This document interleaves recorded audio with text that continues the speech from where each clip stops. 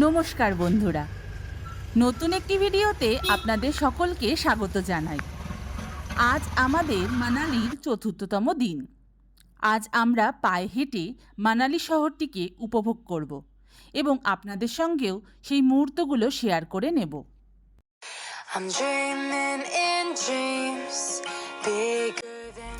প্রথমেই আমরা চলে এলাম বনবিহার মানালি। মানালি ম্যালের পাশে এই পার্কটি খুব সুন্দরভাবে সুসজ্জিত। মাথা পিছু 50 টাকা করে টিকিট কেটে আমরা এই পার্কটির মধ্যে ঢুকে গেলাম। ঢুকেই খুব সুন্দর লাগলো, কারণ আশেপাশে প্রাকৃতিক সৌন্দর্য দেখে আমরা কোথায় হারিয়ে গেলাম। চারিদিকে দেবদারু গাছে ঘেরা এই বনবিহার পার্কটি যেন অপরূপ সুন্দরী। এই পার্কটিতে আমরা বেশ কিছুক্ষণ সময় কাটিয়েছিলাম এবং ঘুরে দেখতেও বেশ অনেকটা সময় লেগেছিল।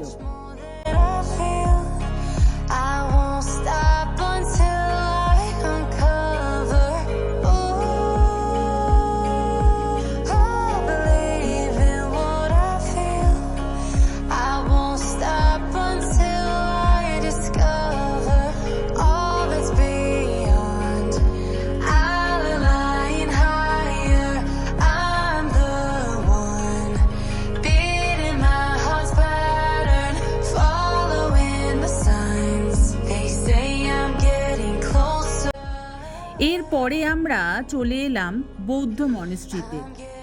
এটি ঠিক বনবিহার পার্কটির অপোজিটেই অবস্থিত। এখানে কোনো প্রবেশ মূল্য দিতে হয় না।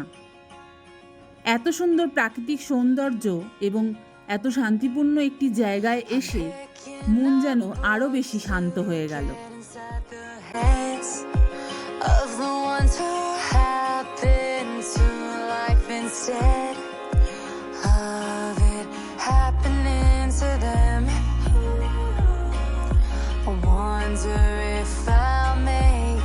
Difference like that, even if it don't happen fast. Ooh, there's so much more that I feel. I won't stop until I uncover. Ooh, I believe in what I feel. I won't stop until I discover all that's beyond. I know I'll be her. I'm the one. এরপর আমরা চলে এলাম মানালি ম্যালে, দুর্গা মন্দিরের সামনে।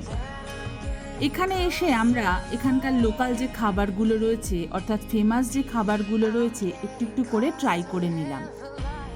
এতদিন সিমলা মানালি ঘুরছি, আমরা বাঙালি খাবার কোথাও খুঁজে পাচ্ছিলাম না, কারণ এখানে ম্যাক্সিমামই পাঞ্জাবি খাবার। তো কোথাও গিয়ে আমরা মাছে ভাতে বাঙালি, তাই বাঙালি খাবার খোঁজার জন্য একটা দোকান আমরা খুঁজে পেলাম। সেটা হচ্ছে শান্তি ভোজনালয়। ওদের মেদিনীপুরের ওরা মেদিনীপুরের বাসিন্দা এবং এখানে মানালি ম্যালে ওদের নিজস্ব হোটেলও রয়েছে, খাবারের হোটেল এবং থাকারও হোটেল রয়েছে। তো সেইখানে গিয়ে আমরা যখন মাংস, ভাত, মাছ সব খেলাম, অনেক দিন বাদে যেন বাড়ির স্বাদ পেলাম। মানালিতে বসে, হিমাচলে বসে এরকম বাড়ির স্বাদ পাওয়া সত্যি মুখের কথা নয়। I'm dreaming in dreams. Good morning বন্ধুরা, ঘড়ির কাঁটায় এখন বাজে সকাল 10:30। আজ আমাদের বাড়ি ফেরার দিন। একরাশ মন খারাপ নিয়ে আমরা এগিয়ে চলেছি চণ্ডীগড়ের উদ্দেশ্যে। রাত 1:25-এ আমাদের চণ্ডীগড় থেকে ট্রেন রয়েছে, তাই হাতে কি বেশ কিছুটা সময় নিয়েই বেরিয়ে পড়লাম। পাহাড় কখনো কাউকে নিরাশ করে না। যতবারই পাহাড়ে এসেছি ততবারই নিজেকে হারিয়ে ফেলেছি। পাহাড়ি আঁকাবাঁকা পথ, প্রাকৃতিক সৌন্দর্য যেন মনকে শান্ত করে। হিমাচলের মানালি শহরটিও এত সুন্দর করে সাজানো, যেন সারা জীবন মনের মণিকোঠায় থেকে যাবে। তার সাথে রয়েছে সুন্দরী বিয়াস নদী, কখনো খরস্রোতা, কখনো শান্ত। এত স্মৃতি আমরা নিয়ে যাচ্ছি, সেগুলো সারা জীবন আমরা মনে রাখব। কিছুটা ক্যামেরা বন্দি করলাম, কিছুটা মনে বন্দি করলাম। তা আপনাদের সাথে ভাগ করে নিতে পেরে সত্যিই ভীষণ ভালো লাগছে।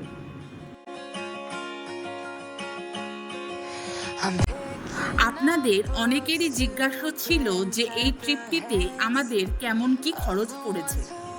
এই ভিডিওটি স্কিপ না করে একেবারে শেষ অবধি দেখে যান। এই ভিডিওটিতেই আমরা বলে দেব আমাদের এই ট্রিপটি করতে মোট কত খরচ হয়েছে। আমরা হাওড়া টু কালকা এসেছিলাম নেতাজি এক্সপ্রেসে করে।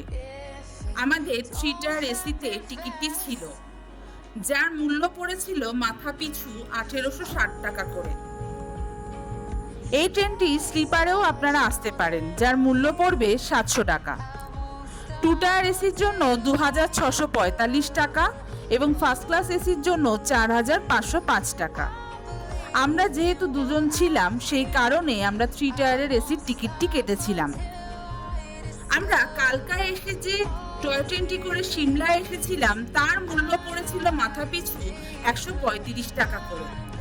1 মাস আগে আইআরসিটিসি অ্যাপ থেকে এই ট্রেনের টিকিটটি আপনারা কেটে নিতে পারেন, অথবা কালকা স্টেশনে নেমে প্ল্যাটফর্ম থেকেও টিকিটটি কেটে নিতে পারেন। সেক্ষেত্রে একটু চাপ হয়ে যায়, কারণ নেতাজি এক্সপ্রেস ঢোকার পরে পরে এই টয় ট্রেনগুলো দিয়ে দেয়।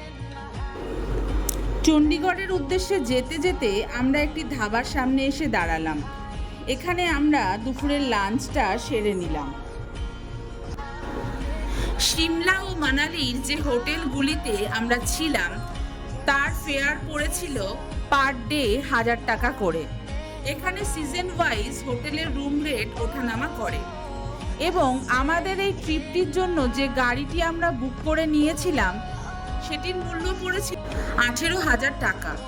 আমাদের সিমলা সম্পূর্ণ সাইট সিন এবং মানালি সম্পূর্ণ সাইট সিন এবং চণ্ডীগড় অবধি পুরোপুরি ড্রপ করে দিয়েছিল এই গাড়িটি। আপনারা চাইলে এখানে এসে লোকাল ট্রাভেল এজেন্সির সাথেও ঘুরতে পারেন, অথবা আপনারা লোকাল ট্রান্সপোর্টের মাধ্যমেও কিন্তু সিমলা মানালি ভ্রমণ করতে পারেন। Life into a masterpiece, coloring it how I want it to be. আমাদের ফেরার দিন যে ড্রাইভারজি ছিলেন, তিনি ভীষণ ভালো ছিলেন। আমাদের অমৃতসরের স্বর্ণ মন্দির ঘুরিয়ে চণ্ডীগড়ে ড্রপ করে দিয়েছিলেন, কারণ হাতে অনেকটাই সময় ছিল এবং ট্রেন ছিল আমাদের রাত্রির 1:25-এ। I won't stop until I uncover. Ooh, I believe in what I feel. I won't stop until. আমাদের এই ভিডিওটি যদি আপনাদের ভালো লাগে, অবশ্যই চ্যানেলটিকে সাবস্ক্রাইব করে দেবেন, লাইক করবেন, কমেন্ট করবেন এবং শেয়ার করে দেবেন। ভালো থাকবেন।